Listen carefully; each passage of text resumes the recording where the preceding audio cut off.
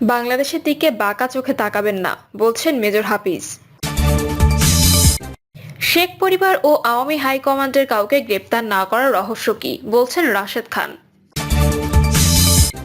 তাহের সম্পর্কে ইলিয়াসের মন্তব্যের প্রতিবাদ জামায়াতের।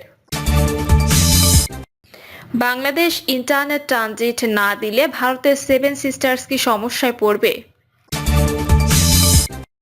এবং সর্বশেষ জানাবো, 5 মাসে 1 টাকাও খরচ করতে পারেনি স্বাস্থ্য ও পররাষ্ট্র মন্ত্রণালয়। শুনছিলেন সংবাদ শিরোনাম, এবারে বিস্তারিত। বাংলাদেশের দিকে বাঁকা চোখে তাকাবেন না, বলছেন মেজর হাফিজ। বিএনপির স্থায়ী কমিটির সদস্য মেজর হাফিজ উদ্দিন আহমেদ বীর বিক্রম বলেছেন, বাংলাদেশের দিকে বাঁকা চোখে তাকাবেন না।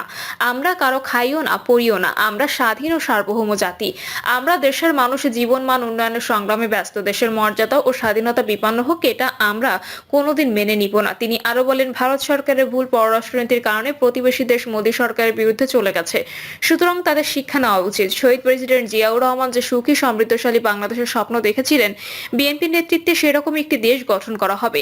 এদেশে গণতন্ত্র আরো শক্ত ভিত্তিতে প্রতিষ্ঠিত হবে। শেখ পরিবার ও আওয়ামী হাইকমান্ডের কাউকে গ্রেপ্তার না করার রহস্য কি, বলছেন রাশেদ খান। শেখ পরিবার ও আওয়ামী হাইকমান্ডের কাউকে গ্রেপ্তার না করার রহস্য কি জানতে চেয়েছেন গণ অধিকার পরিষদের সাধারণ সম্পাদক মোহাম্মদ রাশেদ খান। বলেছেন, শেখ হাসিনাকে ভারত থেকে দেশে ফিরিয়ে এনে বিচার নিশ্চিত করতে হবে। তিনি বলেন, আগামী 1 মাসের মধ্যে কক্সবাজারকে মাদকমুক্ত জেলা হিসেবে ঘোষণা করতে হবে। কক্সবাজারের মানুষ আমার কাছে অভিযোগ করেছে, এখানে আইন শৃঙ্খলা পরিস্থিতি নিয়ন্ত্রণে নেই। ডিসিএসপি পরিস্থিতি নিয়ন্ত্রণ করার জন্য কঠোর পদক্ষেপ নিতে পারছে না। এখনো আওয়ামী লীগের প্রেতাত্মারা ঘুরে বেড়াচ্ছে। যারা এখানে গুম খুনের নির্দেশদাতা, তারা বুক ফুলিয়ে ঘুরে বেড়াচ্ছে, কাউকে গ্রেপ্তার করা হচ্ছে না। তিনি বলেন, এই কক্সবাজারে ওসি প্রদীপের তাণ্ডব আমরা দেখেছি। 200 এর অধিক মানুষকে সে ক্রস ফায়ার দিয়ে হত্যা করেছে, কিন্তু কাদের নির্দেশে তিনি হত্যা করলেন?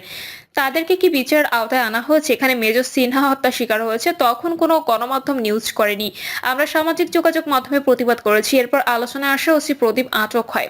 রাশেদ বলেন, মায়ানমার থেকে টেকনাফ হয়ে বাংলাদেশে ইয়াবা আসে, এতে বিজিবির হাত থাকার অভিযোগ আছে। টেকনাফ সীমান্তে সিসি ক্যামেরা বসাতে না পারলে এগুলো ধরা যাবে না। আমরা চাই না টেকনাফে আর কোনো বদির জন্ম হোক। বদির সাম্রাজ্য ভেঙে চুরে খান খান করতে হবে। আমাদের স্পষ্ট কথা, শেখ হাসিনাকে ভারত থেকে ফিরিয়ে আনতে হবে বলে দাবি করে তিনি বলেন, এখনো শেখ পরিবার ও আওয়ামী হাইকমান্ডের কেউ গ্রেপ্তার হয়নি। তার মানে কি এখানে কোনো সমঝোতা হয়েছে? আমরা গণহত্যাকারী দল আওয়ামী লীগ ও জাতীয় পার্টির সঙ্গে কোনো সমঝোতা মানব না। আগামী নির্বাচনে তারা অংশগ্রহণ করতে পারবে না। অবশ্য তাদের নিষিদ্ধ করতে হবে। জাপাকে 91-তে সুযোগ দেওয়ার খেসারত আজও দিতে হচ্ছে। আওয়ামী লীগকে এবার সুযোগ দিয়ে এই খেসারত আর দিতে চাই না। কক্সবাজারের মানুষ অত্যন্ত সহজ সরল উল্লেখ করে তিনি বলেন, এখানে মহান আল্লাহর রহমত রয়েছে। প্রাকৃতিক সম্পদের ভান্ডার এই কক্সবাজার। এই জেলাকে মডেল জেলা হিসেবে গড়ে তুলতে হবে। আর কোনো গুম খুন এখানে হতে দেওয়া যাবে না। তাহের সম্পর্কে ইলিয়াসের মন্তব্যের প্রতিবাদ জামায়াতের। প্রবাসী সাংবাদিক ইলিয়াস হোসেন তার ইউটিউব চ্যানেল জামায়াত ইসলামীর নায়েবে আমির ডক্টর সৈয়দ আব্দুল্লাহ মোহাম্মদ তাহের সম্পর্কে যে মন্তব্য করেছেন তার প্রতিবাদ জানিয়েছে জামায়াত।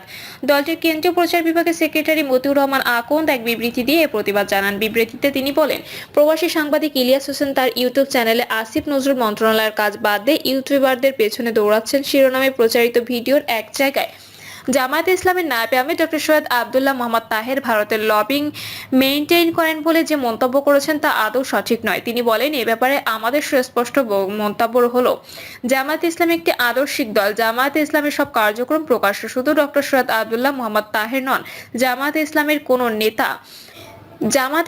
কোনো নেতাকর্মী অন্য কোনো দেশের লবিং মেনটেন করে চলে না। জামায়াতের প্রত্যেক নেতাকর্মী দলীয় আদর্শের ভিত্তিতে পরিচালিত হয়। জামায়াত ইসলামের কোনো নেতা বা কর্মী দেশ বিদেশে কারোর সঙ্গে লবিং করে চলার কোনো সুযোগ নেই। বিবৃতিতে তিনি জামায়াত ইসলামের সম্পর্কে জনগণের মধ্যে বিভ্রান্তি তৈরি হয় এ জাতীয় মন্তব্য প্রচার করা থেকে বিরত থাকার জন্য সব মহলের প্রতি আহ্বান জানান। বাংলাদেশ ইন্টারনেট ট্রানজিট না দিলে ভারতের সেভেন সিস্টার্স কি সমস্যায় পড়বে। ভারতের উত্তর পূর্বাঞ্চলে ইন্টারনেট সংযোগের মান উন্নয়নের জন্য বাংলাদেশ থেকে কেবলের মাধ্যমে ইন্টারনেট দেওয়ার যে দ্বিতীয় পরিকল্পনাটি নেওয়া হয়েছিল তা থেকে পিছিয়ে আসার সিদ্ধান্ত নিয়েছে বাংলাদেশ টেলিযোগাযোগ নিয়ন্ত্রণ কমিশন বা বিটিআরসি। ভারত ও বাংলাদেশের গণমাধ্যমের একাংশে এই খবর প্রকাশ হওয়ার পর তা নিয়ে আলোচনা হচ্ছে ভারতের তথ্য প্রযুক্তি মহলে। প্রস্তাবিত পরিকল্পনা অনুযায়ী সমুদ্রের নিচ দিয়ে আসা কেবল বাংলাদেশের ভূপৃষ্ঠে ল্যান্ডিং স্টেশনে আসার পরে সেখান থেকে ত্রিপুরা হয়ে ভারতের উত্তর পূর্বাঞ্চলের সঙ্গে দ্বিতীয় একটি সংযোগ দেওয়ার কথা ছিল। তবে 2021 সাল থেকে চালু হওয়া প্রথম ইন্টারনেট সংযোগটি অবশ্য এখনো চালু আছে।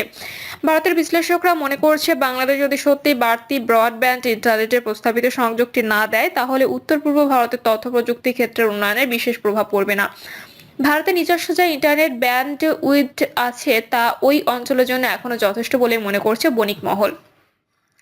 আবার ব্যান্ড উইডথের চাহিদা বাড়লে তা সামাল দেওয়ার জন্য নিজস্ব পরিকল্পনা অনেক বছর আগে থেকেই করা আছে বলে জানাচ্ছেন বিশ্লেষকরা। ভারতের অর্থনীতি সংক্রান্ত সংবাদপত্র দ্য ইকোনমিক টাইমসের একটি প্রতিবেদন অনুযায়ী সামিট কমিউনিকেশন এবং ফাইবার হোম এই দুটি বেসরকারি বাংলাদেশি সংস্থা বাংলাদেশ টেলিকমিউনিকেশন রেগুলেটরি কমিশন বিটিআরসির কাছে আবেদন জানানোর পরে কমিশন সেদেশের টেলিযোগাযোগ মন্ত্রণালয়ের কাছে প্রকল্পটির বিষয়ে অনুমোদন চেয়েছিল। সিঙ্গাপুর থেকে আখাউড়া সীমান্ত পর্যন্ত ব্যান্ড উইডথে পৌঁছানোর কথা ছিল। সেখান থেকে ভারতের টেলিকম সংস্থা ভারতীয় এয়ারটেল সেই সংযোগ উত্তর পূর্ব ভারতের বিভিন্ন রাজ্যে নিয়ে যাবে, এমনটাই ছিল প্রস্তাব। বিটিআরসির সূত্র উদ্ধৃত করে দ্য ইকোনমিক টাইমস লিখেছে যে ওই প্রস্তাব বাস্তবায়িত হলে বাংলাদেশের নিজেরই একটি আঞ্চলিক ইন্টারনেট হাব হয়ে ওঠার সম্ভাবনাতে বিরূপ প্রভাব পড়বে।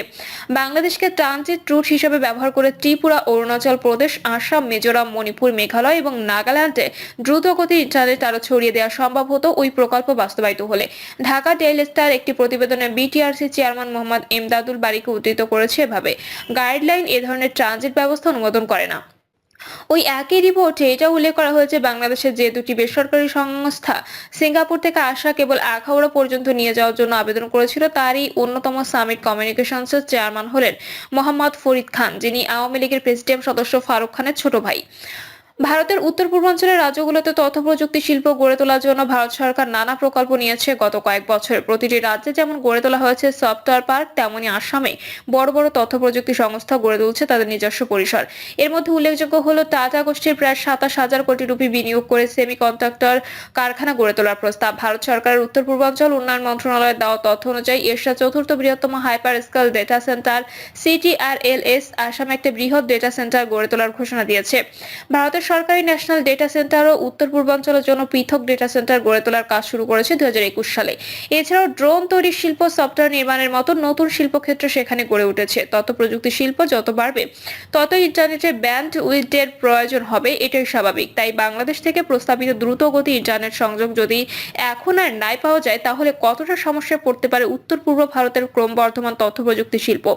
ভারতের এক শীর্ষ বণিক সভার কর্মকর্তার নাম উল্লেখ করা না শর্তে বলেছিলেন, বাংলাদেশ থেকে প্রস্তাবিত সংযোগ না এলে কোনো সমস্যাই হবে না, কারণ এই অঞ্চলের তথ্য প্রযুক্তি শিল্পের উন্নয়ন হলেও সেখানে বিপিও এর মতো সংস্থা যাদের নিরবিচ্ছিন্ন দ্রুতগতির ইন্টারনেট প্রয়োজন তা এখনো সংখ্যায় কমই আছে। যদিও বিপিও গড়ে তোলার জন্য বিনিয়োগকারীদের উৎসাহ দিচ্ছে উত্তর পূর্বাঞ্চল উন্নয়ন মন্ত্রণালয়, যার জন্য আর্থিক সহায়তা করা হয়। কলকাতা থেকে আসামের গুয়াহাটিতে নিজের সফটওয়্যার রপ্তানি ব্যবসার একটা বড় অংশ সরিয়ে নিয়ে গেছেন সোমনেটিক্স এর প্রতিষ্ঠাতা ও প্রধান কার্যনির্বাহী অফিসার শান্তনু সোম। তিনি বলেছিলেন, গত 8 থেকে 10 বছরের মধ্যে উত্তর পূর্বাঞ্চলের রাস্তাঘাট সহ নানা পরিকাঠামো যথেষ্ট উন্নতি হয়েছে। টাটা গোষ্ঠীর বিনিয়োগ এবং অন্যান্য তথ্য প্রযুক্তি প্রকল্পগুলি সেখানে বড়সড় বিনিয়োগ করেছে। আবার একটা বড় শিক্ষিত তরুণ প্রজন্ম রয়েছে যারা তথ্য প্রযুক্তির ক্ষেত্রে কাজ করতে আগ্রহী। তাই প্রচুর নতুন চাকরির সুযোগ সেখানে তৈরি হবে কিছুদিনের মধ্যে।